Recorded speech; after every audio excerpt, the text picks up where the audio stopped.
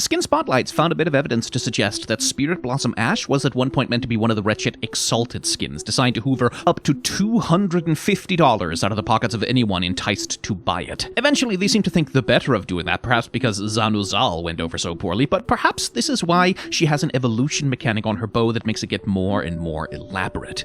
We'll get back to that.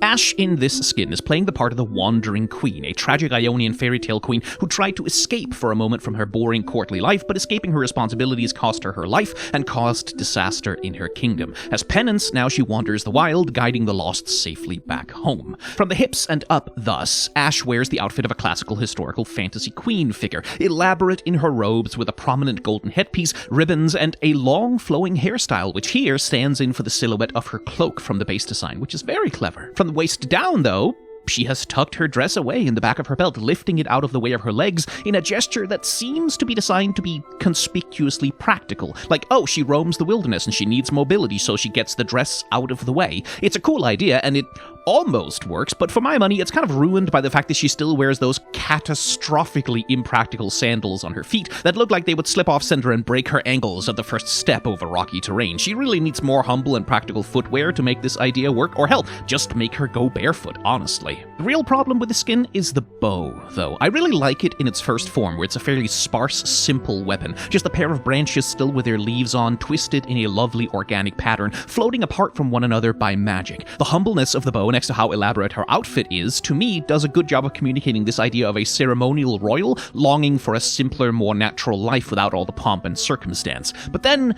the bow evolves and becomes more and more complicated. By the end, it becomes, frankly, over-designed and kind of noisy, losing the interesting initial contrast with her clothes and becoming yet another excessively fanciful gimmick bow like so many other Ashe skins have as standard. If they had just kept it simple, I think that would have been a lot better.